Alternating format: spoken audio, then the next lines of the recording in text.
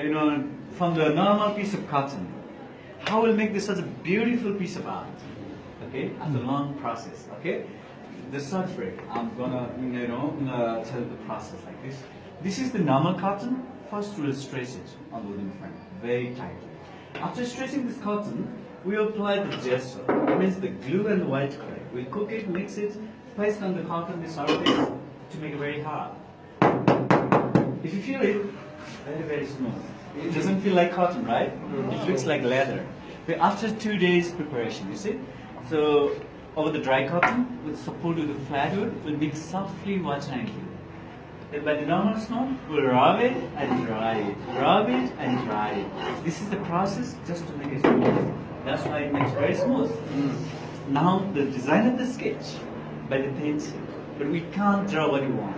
These are not our own creativity. Strictly from the rules, it has to be specific design. Can you see it? All the drawing process, like a sitting, whatever the bouncing, standing, all the proportions. So all have the symmetrical graphic. Okay, and the colors comes from the mineral, like stone, vegetable. You have to grind it. It takes up to 10 days, 15 days, right? But not for the student painters. They're using chemical color because those were the learner. Okay. To apply the color also from the book. We can't paint what you want. All the color has own symbolic meanings are here. So for your idea, the mandala. So mandalas it represents the whole universe. Also, the view of the stupa from the above is like bird eyes. Is it an aerial view of the stupa? That's the mandala. Yeah, like that one. So nowadays, very, very famous design are these. We have seen here are the each and every painters. They're making same concept of mandala because of His Holiness Dalai Lama.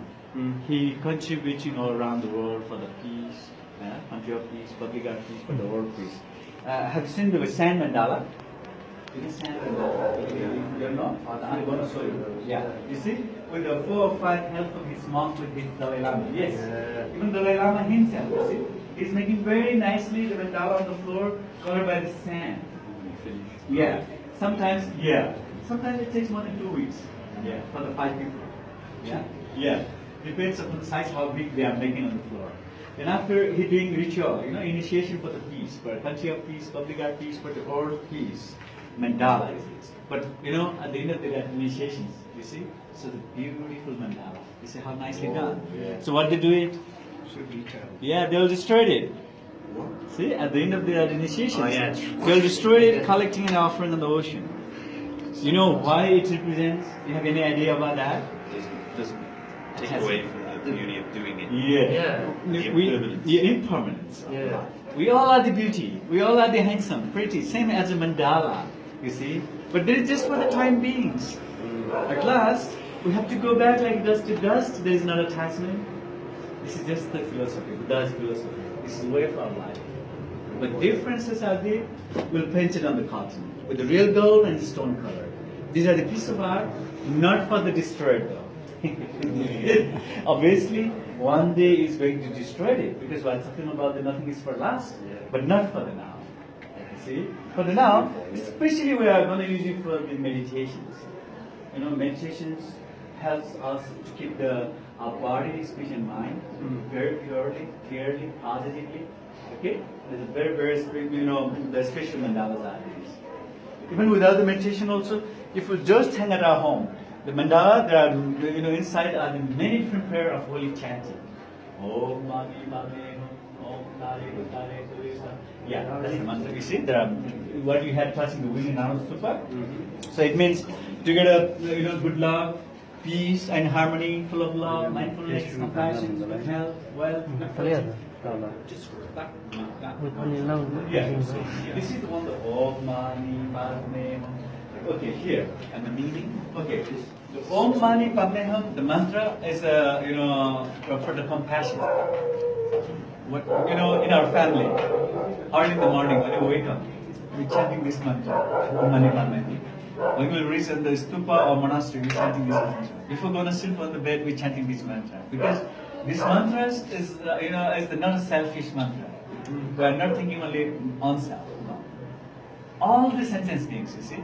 From the small state to high level living beings, those who are inside in the suffering world, please you try to be free from the suffering life. It's very, very good wishes. If you try to chant this mantra, your heart brings more calmness, loving for other, kindness. This mantra of the compassion. One thing is, Buddha said to us, if you want to be a happier person, you try to be kind for others. When we have a compassionate heart for others, that benefit will get it yourself, that will make you a happier person. Yeah, that's the main teaching.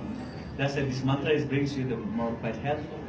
Okay, so here are the same like the 6 rounds. We call the Om Mani Padme Hum. Here are the long history. I mean, the 6th letter? What you asking? That's the represents. Okay, you got it? Yeah. So here especially we have here are thousands of painting, but nowadays more messageable, very beautiful message given the softened life, the wheel of life. And this one about the problem, then we are trying to get the solution. You see, without the unknowingly the problem, how you get the solution, isn't it? Mandalas are to get a solution. Who is the philosopher? The Buddha himself. This wheel of life is Buddha's his own philosophy. If you have been in Bhutan, Tibet, have you been somewhere? No. So if you go in Bhutan, in Tibet, in Nepal, hundreds of monasteries. Each and every monastery has to get this painting in front of the door, near on the step. More scary guys holding the softened gold. Are you interested to know about the meaning, what it means? Definitely, yeah. Okay, please. Who's the scary guy? Okay, I'm coming there. Yeah. Very good. He's got time. Yeah? Okay. Let's see. If you want to know the wheel of life, you should know about the life of the Buddha. You know where was Buddha born? You know the Buddha's birthplace, where it is? Oh, we were told earlier. Yeah? He told you? Yeah. It's in Nepal. Now you are in the Buddha's land. Yeah. The land of the Buddha is in Nepal, birthplace of Lumbini. Yeah. Mind you are not going there, you haven't been there. This is the place. Okay? So, Buddha, he was a prince. His father was a king. But one thing is, Buddha, he never got any chance to see the outer world until he was 29. You know why? Because nobody can walk immediately after birth. But when Buddha he was born, he walked 7 steps immediately, as soon as forward. When his foot is touching on the garden, the lotus are to bloom on the land. You see? So being given unusual birth, his father was worried about the future of his son. Still, we never know. We never saw, right? People are, when given birth, is walking and stepping. We don't know, right? So that's why he became more shocked. When he is following the astrologer to know about the future of his son. The astrologer told him, your son is going to become like you or me. He's going to be emperor person, a holy person. Then his father is requesting, no, I want to make him my way, on my way for my son. How it possible it is? The astrologer is suggesting, if you want to make on your way for your son, you don't show the outer world about the suffering life. Might be there is the possibilities. If not, you can't control his way. So that's why his father will try to escape his whole life inside in the palace. But he didn't get the success. When Buddha he was age of 29, he went out from his palace. With the ongoing love of his parents and his family. Until the age of 29, Buddha had one son. His name is Rahula. When Buddha he was age of 16, he married. Yeah. When he was age of 29, he got one son. His name is Rahula. But until that age, Buddha has lots of curiosity. He was not satisfied with that luxurious life, with the family. He was not satisfied with that. He had always curiosity. I want to go, I want to see why I'm not getting chance to go out from this palace. But finally he gets a success. Then, when he went out from his palace, on the way at the village, what happened, you see? He saw first of all, the dead body is carrying for cremation. Sick person, old person, and a holy person. When he saw the 4 things, then he got lots of questions. Because he never saw before. Then he asking with his friend, oh, what happened in this? Why after birth we are the aging, getting wrinkle, gray hair, we have to sick, we have to die? What is the reason? Actually, his question was, why after birth death is necessary there? You see, very hard question, right? So, it's very hard to get the answer, isn't it? So that means he didn't get any answer. Yeah, nobody gave him the right answer for him. That means he decided there, I want to get myself the answer now. So what he did? He left the family, palace, all the luxurious things. Not only like that, he stopped eating food. We call Buddha fasting, you see, very skinny. but he's gonna die, but he's not getting any answer. Then he's stopping, to stop the, rice. That means he having piece of rice. That's what we call middle way. You have a piece of rice, but he keep doing continually meditation. This is very hardest time for the Buddha. So many Mara, devil, and temptation are coming to distract his meditations. But finally, he got the enlightenment. He achieved the nirvana. Okay? When he became the enlightenment, he is touching the earth with his finger. You know what is symbolized even there? Because of the weakness of this earth mother, he became enlightened. Now he got the answer. Yeah? So what he got the answer? This one. First of all, Buddha, he found that our life is not within us. Can you guess it? Who is judging us? Who is controlling us? Time. Just I told you, right? Time. You know the present, past, and future. We can feel that. We can feel that. You see, each and every second, each and every moment, our body changing, our thought changing, isn't it? We were a child, we are a teenager, now we are the aging for death. So every decision makes time. You got it? So we are the chain of his control, not within us. So before leave the palace, what was his question? His question was, why after birth death is necessary there? That was his first question. He found that without the birth there is no death. Without the death there is no birth. There are cause and conditions there. You see? But in between from birth to death in our life, you see, all of our human nature, psychologically stressful mind, isn't it? Unhappy, tension, anxiety. We are creating all necessary suffering on self. You know why? Because of these three defilements are here. There are pig, snake, and the rooster. They are biting each another. So pig symbolizes the ignorance, blindness, unknowingness. Snake symbolizes the hatred, always hate, always anger, dislike. Yes? The rooster symbolizes the desire, lust, attachment, the greediness. So ignorance, hatred, and desire. These are the three basic poison for our karma. Three basic source of suffering, three basic root of suffering. All of we have it, more or less. We are the carrying by birth. Okay? Because of these three bad delusions, we're taking those kind of actions. You know why we're taking those actions? To create the karma. Because we believe in our karma. So what is the root? Root of the ignorance. The stick man means the blind man. This means unknowingness. It's symbolized given there, the ignorance. The ignorance gives rise to the mental formation. Karma formations will right there. Mental formations gives rise to the monkey mind. You know the monkey mind? If you are going on a monkey temple or Pashupatinath, the Commission of Paris, you can see there are so many monkeys. They are chopping here and there, here and there. Even they are trying to sit in one place, they can see their mouth, they are always chatting. Like a monkey is our mind. We all are here. Within blinking your eyes, you can be all around the world. Your country, other place somewhere, isn't it? So the restless consciousness gives rise to the mind and body. You see, two people are crossing the river with boat. Where our mind is there, body also there. Our body is not leading to the mind, mind is for the body. For example, now we are here. But before you come to here, you made your plan from your country. Oh, this time I want to go to Nepal to see the beautiful mountain, whatever. That's why your body is here, isn't it? But first you made your plan from your mind, isn't it? So that's why our mind leads for the body. You got it? So mind and body gives rise to six senses. You know only the five senses. One is with thought. In this philosophy, with thought is six senses. The empty house with the six windows, they compare it with our whole body.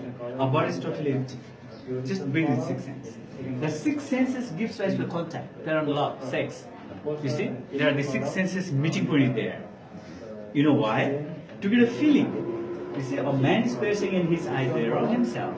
Now he or she, they are the pain, they are the suffering. You know why? Because of his contact within his object. Without the contact, there is no feeling, isn't it? Because of contact, now he got the feeling there. But you see what kind of feeling he got? Pleasant, unpleasant, or neutral? If you feel the unpleasant feel, we are trying to leave it. But if you feel the pleasant feel, now we are diluted by the greed, never satisfied. The craving is right there. Thirsty will rise there. The craving gives rise to the grasping. This man is making fruit now. The symbol is given there, there is not enough of once. Because of the pleasant feel, because of the good taste. We need more and more, again and again. Attachment. Yes. So, attachment gives rise to the new becoming. grooming the mind. New because gives us a new existence. Groom the dark, Okay. food New cancer. existence gives Like us a dark the kind chemical. They are the basic color Okay. to making the tanka. They should But not now is my use questions any for chemical you. color. You just try to get the answer. Okay? Chemical color is fake. You see, a man is almost dying decay, but he's carrying one baggage with him. Can you guess it? What he's carrying there? You just guess it. You know. See, he's almost dying decay, but he's carrying one baggage with him. Can you guess it? What he's carrying? Life's lessons, life. Like his action, isn't it? The karma. There you go. See, at the end of our life, we are not carrying our property, how much we earn. We are not carrying our friend or family, how many we have. What we carrying then? It's just our deeds, what we did. Our karma will carry us.